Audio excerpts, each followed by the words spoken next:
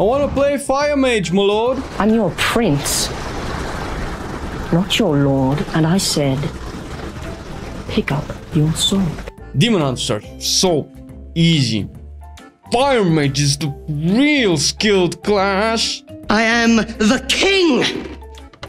I will punish you. Any man who must say, I am the king, is no true king. I think he made his point, so, you know, let's check the talents, gear, essences, rotation, and a lot more for Fire Mage in 8.3.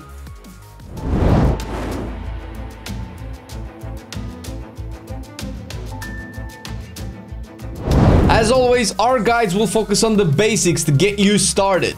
There are advanced sources of information out there, of course, and at the same time, we will make sure you have everything you need to get started with fire right away in 8.3. So on the first row, take Searing Touch. As always, this baby gives your Scorch more damage, which is great, considering you can cast it while moving, and it will also guarantee crit when the target is below 30% health. This is important since pretty much all big boss fights have their most dangerous phases when they reach 30% or so HP, and usually the movement mechanics intensify during that phase. Next up, you have Shimmer for the second row as the best mobility talent option. Not much to say here, except you can cast it while casting other things and not have to interrupt whatever it is that you are doing, and it's off the GCD. Fucking yeah! Third row, you take Rune of Power always. Is the best DPS option on the row and has been and most likely will be as long as the current playstyle and talent choices remain. It synergizes well with Meteor from the last row and even more importantly with your combustion window, of which we will talk later in the video. Row number 4 gives Flame On as the talent of choice. It increases the charges of Fire Blast to 3 and reduces its cooldown.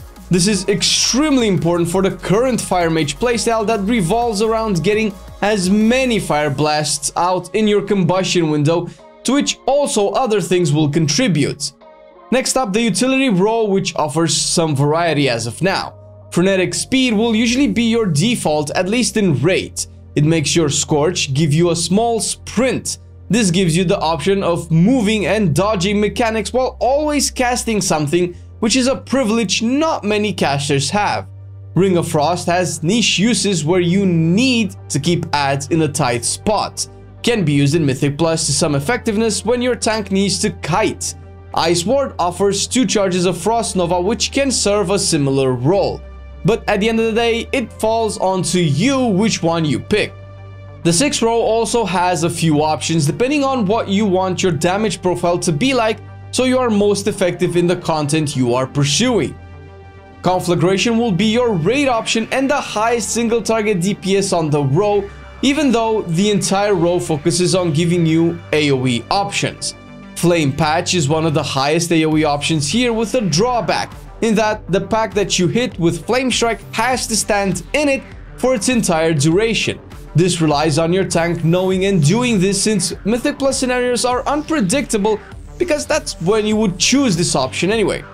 Living Bomb is the alternative AoE option with a bit more consistency.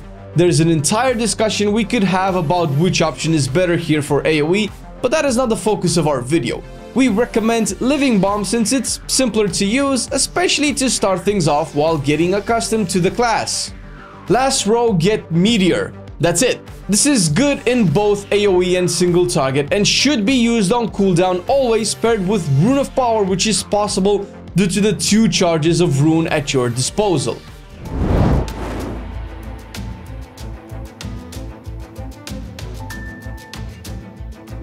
Stats are a bit tricky for Mage, since a switch to a different one can change your spell priority and playstyle a bit, which is actually super interesting if you ask me.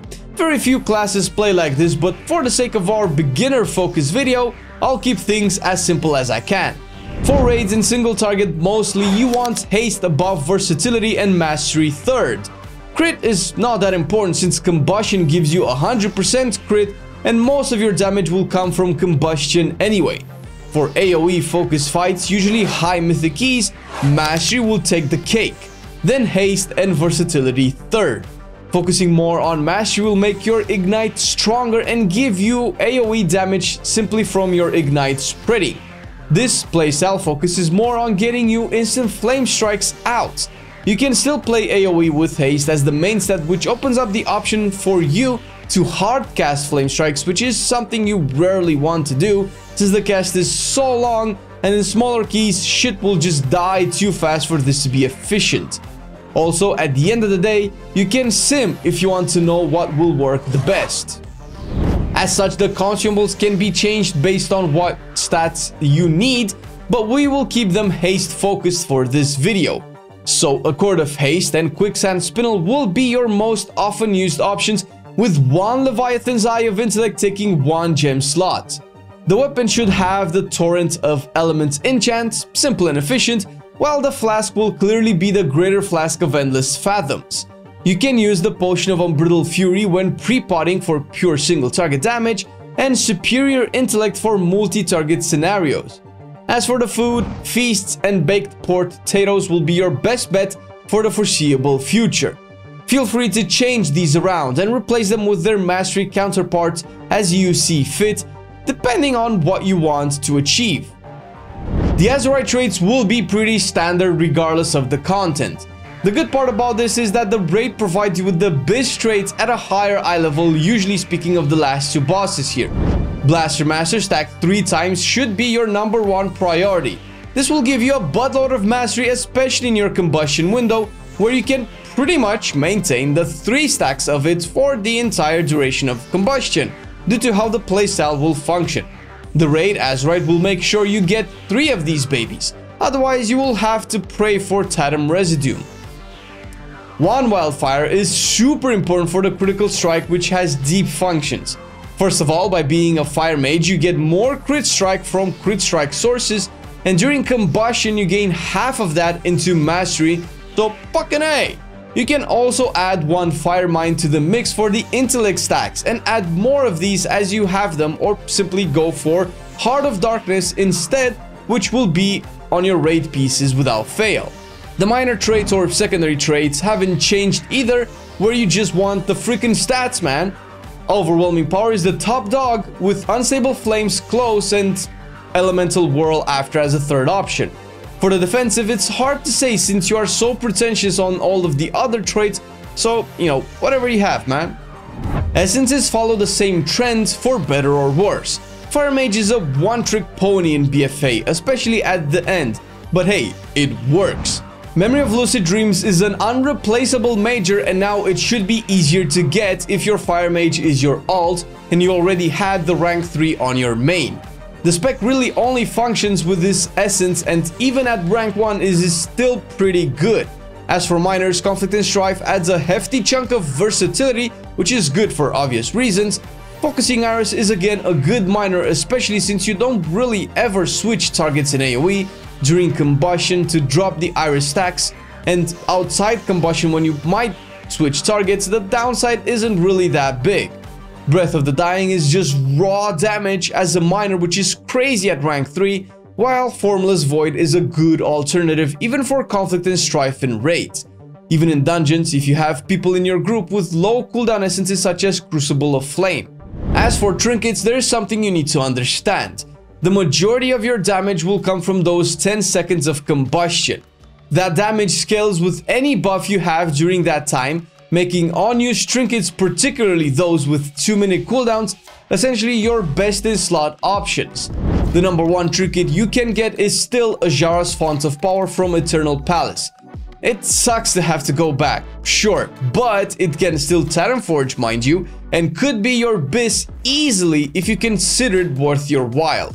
Alongside this is the Corrupted Gladiators badge for a second unused effect. While Azhara's Font of Power is not replaceable, you can swap the badge for other things. The reason the font is not replaceable is because the buff lasts for 30 seconds. If you have 2 unused trinkets, when using one, the other gets a 20-second cooldown, hence why the 30-second duration is so good, since you can overlap the last 10 seconds of each during the 10 seconds of combustion, giving you crazy damage. If these are a pain to get, you can still get Psyche Shredder, which has crazy raw damage output, and Vita Charge Titan Shard from Raden for the massive haste. And really, any on-use or haste proc trinkets will be good if you cannot get those specific ones. There are 2 corrupted weapons that drop in Nyalotha that you can use. Shiglayos comes with the tier 2 Infinite Stars Corruption, which is a good place to start since Infinite Stars has a solid single target damage output. Once you have proper corruption effect, you can cleanse and keep it since it will still be your highest eye level weapon in the game you can obtain, especially if it's from the mythic version. The other option is Eye Stalk of Il'gynoth, which is not a good option.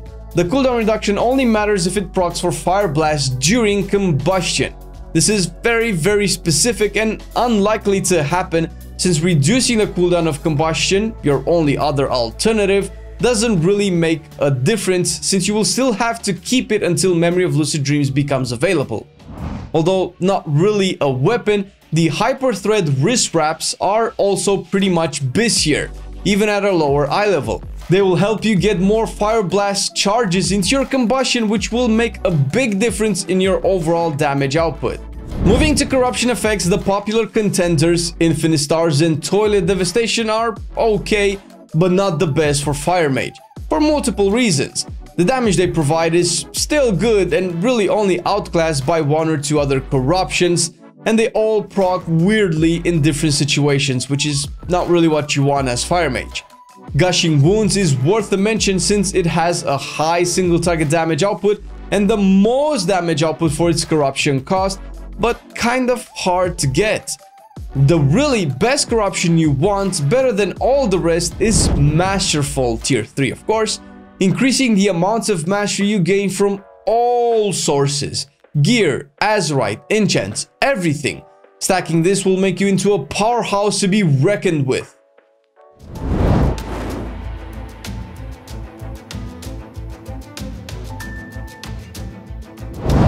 When opening on a boss, start with a Pyroblast precast 4 seconds before the pool. Pop Memory of Lucid Dreams, cast a Fire Blast, cast Rune of Power, use Trinkets and Racials, cast Meteor, activate Combustion after Meteor. If your first Pyro did not crit, cast a Fire Blast here, otherwise ignore this. Cast an instant Pyro, then Fire Blast. Do that again and use Hyper Thread wrist wraps if you have them here. Continue to chain Pyroblasts and Fire Blasts. If you run out of Fire Blast charges, you can just replace them with Scorches until combustion runs out. 2 things to keep in mind here, at least when starting out with Fire Mage. Number 1, you want as many instant Pyros and chained Fire Blasts into your combustion window as humanly possible, hence the wrists and Major Essence. Number 2, the way to use the wrist, since it reduces the cooldown of the last 3 spells used, is by using a Fire Blast, then a Pyro, then another Fire Blast, so it reduces the cooldown of Fire Blast twice. There is no other spell you will ever want to reduce its cooldown with these bracers.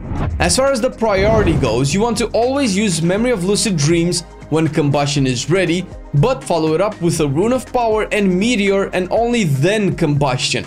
Don't cap on Rune of Power charges, but always make sure you save a charge for Meteor and one for combustion, which will align eventually. Other than this, everything else is straightforward. You cast Fireballs and Scorches if you need to move or the target is below 30% HP to generate heating up with a crit, which then converts with Fire Blast into a Hot Streak, which in turn you use for an instant Pyroblast. Don't cap on Fire Blast charges either, cause that's wasted damage. For AoE scenarios, you can approach the rotation in a few manners. If there are less than 3 targets, or there is one really important target that needs to die fast, or you are in your combustion window, use your single target rotation. Otherwise, on 3 targets or 5 if you don't have Flame Patch, spend your instant casts on Flame Strikes instead of Pyroblast, and never hard cast Flame Strikes. With a lot of haste and number of targets, and when other conditions apply, you can indeed hard cast Flame Strikes. That is something that can be often unclear when it's good to do and when not, so for that and other advanced tips for Fire Mage, we recommend you guys check the Altered Time Discord and ask the top tier Fire Mages for advanced stuff, since eye wipe on an elevator boss, and Marcelian plays Havoc Demon Hunter, so... And speaking of top tier mages, Doravon helped us once again with our information by making sure it's accurate and informative. Big shout out to the guy, and if you want to catch his stream where he progresses through Mythic Nyaloth of course, find him at twitch.tv/Doravon. Thanks again for the help, dude. And thank you to our lovely patrons, guys. Supporting us means a lot to us. We really appreciate it. It keeps us motivated and hard at work to give you the best that we can provide. Thank you very much. We really appreciate it. And hey, if you want to, support us a little bit more, check what our Patreon has, and even some cool merch that Marcelian is actually working really hard at. Some designs are actually pretty cool. I'm gonna get a few t-shirts myself. Go check them out. Check the links down below in the description. Thank you for watching the video, and we'll catch you in the next one.